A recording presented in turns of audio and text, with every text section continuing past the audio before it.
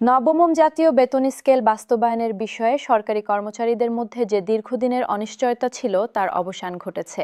বিএনপির ভারপ্রাপ্ত চেয়ারম্যান তারেক রহমান এবং অন্তর্বর্তীকালীন সরকারের প্রধান উপদেষ্টা সম্প্রতি এ বিষয়ে স্পষ্ট অবস্থান জানিয়েছেন। তাদের ঘোষণা অনুযায়ী দেশ সম্পূর্ণ স্বাভাবিক হলে এবং জনগণের ভোটে নির্বাচিত সরকার প্রতিষ্ঠিত হলেই নতুন বেতন কাঠামো কার্যকর করা হবে। এই সিদ্ধান্ত লক্ষ লক্ষ চাকরিজীবীর মধ্যে নতুন করে আশা জাগিয়েছে। তারেক রহমান তার সাম্প্রতিক বিবৃতিতে চাকরিজীবীদের সম্বোধন করে বলেছেন, নবম বেতন স্কেল নিয়ে হতাশ হওয়ার কিছু নেই। তিনি জোরালো ভাষায় জানিয়েছেন, এই বেতন কাঠামো বাতিল হয়নি, বরং বর্তমান আর্থিক পরিস্থিতি এবং বৈশ্বিক অর্থনৈতিক চ্যালেঞ্জ মাথায় রেখে এটিকে আরও কার্যকর ও টেকসই করার উদ্যোগ নেওয়া হয়েছে। তিনি বলেন, যদি দেশের অর্থনৈতিক সক্ষমতা এবং রাজস্ব আয়ের বাস্তবতা উপেক্ষা করে দ্রুত কোনো বেতন স্কেল চালু করা হয় তাহলে তা দীর্ঘমেয়াদে সফল হবে না। এজন্য বিস্তারিত বিশ্লেষণ এবং রাষ্ট্রীয় আর্থিক সামর্থ্যের সঠিক মূল্যায়ন করে সিদ্ধান্ত নেয়ার পথ বেছে নেওয়া হয়েছে। তারেক রহমান বিশেষভাবে উল্লেখ করেছেন, নতুন বেতন কাঠামোতে নিম্ন এবং মধ্যম পর্যায়ের কর্মচারীদের সবচেয়ে বেশি সুবিধা দেওয়া হবে। তিনি বলেন, এই শ্রেণীর চাকরিজীবীরা বর্তমানে সবচেয়ে বেশি আর্থিক সংকটে রয়েছেন। নিত্য প্রয়োজনীয় পণ্যের দাম বৃদ্ধি, চিকিৎসা খরচ, সন্তানদের লেখাপড়া এবং পরিবার পরিচালনার দায়িত্ব পালনে তারা নিরন্তর চাপের মুখে রয়েছেন। তাই নতুন বেতন স্কেলে এই শ্রেণীর কর্মীদের জন্য বিশেষ বিবেচনা করা হবে এবং তাদের বেতন বৃদ্ধির পরিমাণ হবে সর্বাধিক। এই ঘোষণা দেশের কোটি কোটি সরকারি কর্মচারী পরিবারের মধ্যে আশার আলো জ্বালিয়েছে। তারেক রহমান আরও বলেন, অন্তর্বর্তীকালীন সরকারের সময়ে এমন একটি বড় আর্থিক সিদ্ধান্ত গ্রহণ তার রাজনৈতিক মতাদর্শের সঙ্গে খাপ খায় না। তিনি বিশ্বাস করেন, জনগণের সরাসরি ভোটে নির্বাচিত একটি সরকার যখন পূর্ণ ক্ষমতা এবং জনম্যান্ডেট নিয়ে দায়িত্ব নেবে তখনই এ ধরনের দীর্ঘস্থায়ী এবং ব্যাপক অর্থনৈতিক সিদ্ধান্ত নেওয়া সঠিক হবে। এ কারণেই তিনি সংশ্লিষ্ট কর্তৃপক্ষকে নির্দেশনা দিয়েছেন, আগামী নির্বাচন শেষ হওয়ার পর এবং নতুন সরকার দায়িত্ব গ্রহণের সঙ্গে সঙ্গেই নবম জাতীয় বেতন স্কেল কার্যকর করার সব ধরনের প্রস্তুতি সম্পন্ন রাখতে হবে। তিনি জানিয়েছেন, এই পদ্ধতি অনুসরণ করলে দেশের আর্থিক শৃঙ্খলা অক্ষুণ্ণ থাকবে এবং প্রশাসনিক কার্যক্রমে কোনো ধরনের ব্যাঘাত ঘটবে না। একই সঙ্গে বাজারে মুদ্রাস্ফীতির হার নিয়ন্ত্রণে থাকবে এবং অর্থনীতিতে কোনো অস্থিরতা সৃষ্টি হবে না। সরকারি কর্মচারীরা পাবেন একটি স্পষ্ট এবং নির্ভরযোগ্য আর্থিক সুরক্ষা। তারেক রহমান দৃঢ়তার সঙ্গে বলেছেন, এটি কোনো নির্বাচনী প্রতিশ্রুতি বা জনপ্রিয়তা অর্জনের কোনো রাজনৈতিক ফর্মুলা নয়। এটি একটি বাস্তবসম্মত এবং গভীরভাবে পরিকল্পিত রাষ্ট্রীয় নীতি। গত কয়েক মাসে নবম বেতন স্কেল নিয়ে বিভিন্ন সরকারি অফিস এবং প্রশাসনিক সব স্তরে নানা ধরনের গুজব এবং ভ্রান্ত তথ্য প্রচারিত হয়েছিল। অনেকে দাবি করছিলেন, আর্থিক সংকটের কারণে এই বেতন স্কেল অনির্দিষ্টকালের জন্য স্থগিত রাখা হয়েছে। আবার কেউ কেউ বলছিলেন, এই বেতন কাঠামো সম্পূর্ণভাবে বাতিল করে দেওয়া হয়েছে। এসব ভিত্তিহীন তথ্য এবং গুজব চাকরিজীবীদের মধ্যে গভীর হতাশা এবং মানসিক অস্থিরতা সৃষ্টি করেছিল। তারেক রহমানের সাম্প্রতিক সুস্পষ্ট ঘোষণা এই সকল বিভ্রান্তির অবসান ঘটিয়ে চাকরিজীবীদের মনে নতুন আশার সঞ্চার করেছে। তিনি পরিষ্কার ভাষায় বলেছেন, বেতন স্কেল পুনর্মূল্যায়ন মানেই বাতিল নয়, বরং এটিকে আরও শক্তিশালী এবং কার্যকর ভিত্তির ওপর গড়ে তোলার একটি ইতিবাচক পদক্ষেপ। তার যুক্তি হলো, একটি অসম্পূর্ণ এবং দুর্বল বেতন কাঠামো প্রবর্তন করে পরে তা বারংবার সংশোধনের প্রয়োজন হবে। তার চেয়ে শুরুতেই পর্যাপ্ত সময় নিয়ে একটি নিখুঁত এবং টেকসই সিদ্ধান্ত নেওয়া অনেক বেশি যুক্তিসঙ্গত।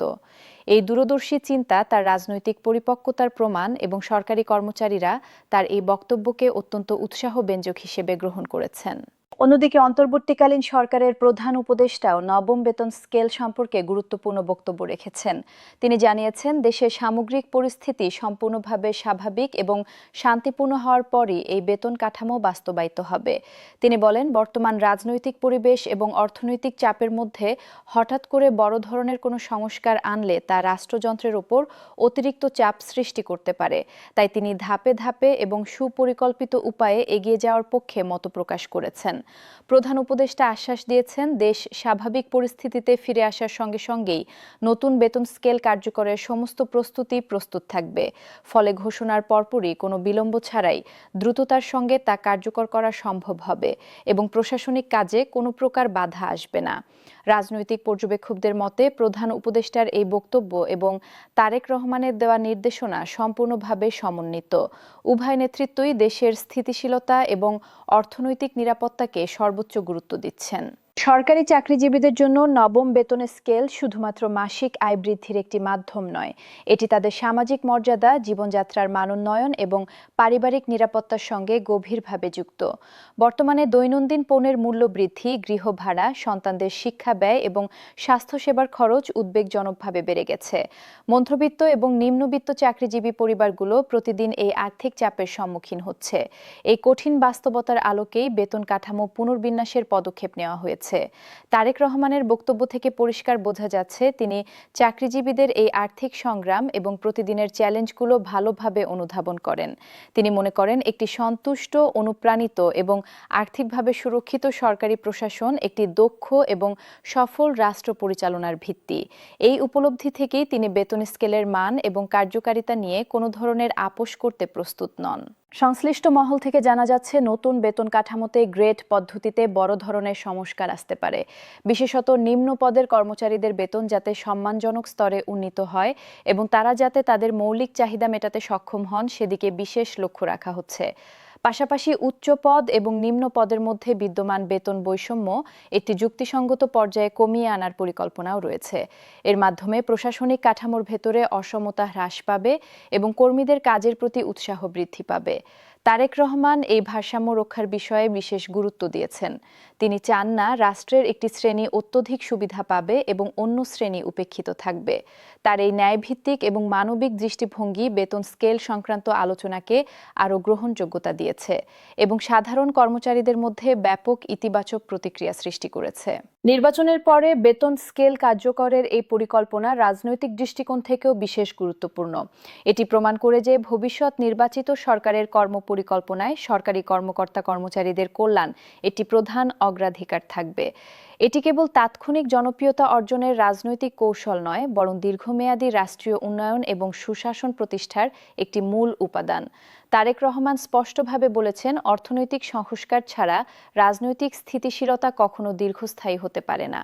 আর নবম বেতন স্কেল বাস্তবায়ন সেই অর্থনৈতিক সংস্কারের একটি কেন্দ্রীয় স্তম্ভ। নির্বাচনের পরে এটি কার্যকর হলে জাতীয় বাজেট প্রণয়ন এবং বাস্তবায়নে সুবিধা হবে এবং দেশের সামগ্রিক আর্থিক ব্যবস্থাপনা আরও সুসংগঠিত ও স্বচ্ছ হবে। এই উদ্যোগ শুধু সরকারি চাকরিজীবীদের নয়, বরং সাধারণ জনগণের কাছেও একটি আশাব্যঞ্জক বার্তা নিয়ে এসেছে। কারণ এর মাধ্যমে অর্থনৈতিক শৃঙ্খলা প্রতিষ্ঠা, প্রশাসনিক সক্ষমতা বৃদ্ধি এবং সামগ্রিক সুশাসন নিশ্চিত করার পথ তৈরি হয়েছে। সামগ্রিকভাবে বলা যায়, নবম জাতীয় বেতন স্কেল বাস্তবায়নের বিষয়ে যে নতুন দিকনির্দেশনা এবং স্পষ্ট আশ্বাস এসেছে তা অত্যন্ত তাৎপর্যপূর্ণ এবং প্রাসঙ্গিক। তারেক রহমান এবং প্রধান উপদেষ্টা উভয়ের বক্তব্যে একটি সমন্বিত এবং সুচিন্তিত পরিকল্পনা প্রতিফলিত হয়েছে। নির্বাচন সম্পন্ন হওয়া, দেশে স্বাভাবিক পরিস্থিতি ফিরে আসা এবং অর্থনৈতিক স্থিতিশীলতা অর্জনের পরেই এটি বাস্তবায়নের সিদ্ধান্ত একটি বুদ্ধিমত্তাপূর্ণ এবং দায়িত্বশীল পদক্ষেপ। এই কৌশল অনুসরণ করলে কোনো আকস্মিক সংকট বা প্রশাসনিক বিশৃঙ্খলা তৈরি হবে না, বরং একটি সুসংগত এবং টেকসই পরিবর্তন সম্ভব হবে। বাংলাদেশের লক্ষ লক্ষ সরকারি কর্মচারী এবং তাদের পরিবারের সদস্যরা এখন প্রতীক্ষা করছেন সেই মাহেন্দ্রক্ষণের জন্য, যখন নতুন বেতন স্কেল বাস্তবায়িত হবে এবং তাদের জীবনযাত্রার মান উন্নত হবে। তবে সাম্প্রতিক ঘোষণা এবং নেতৃত্বের বিবৃতিগুলো থেকে সুস্পষ্ট আশ্বাস পাওয়া যাচ্ছে যে এই প্রতীক্ষা আর অনিশ্চয়তা এবং দুশ্চিন্তায় ঘেরা নয়, বরং এটি একটি সুস্থ, সমৃদ্ধ এবং নিরাপদ ভবিষ্যৎ নির্মাণের প্রস্তুতি পর্ব এবং একটি ইতিবাচক পরিবর্তনের সূচনাকাল।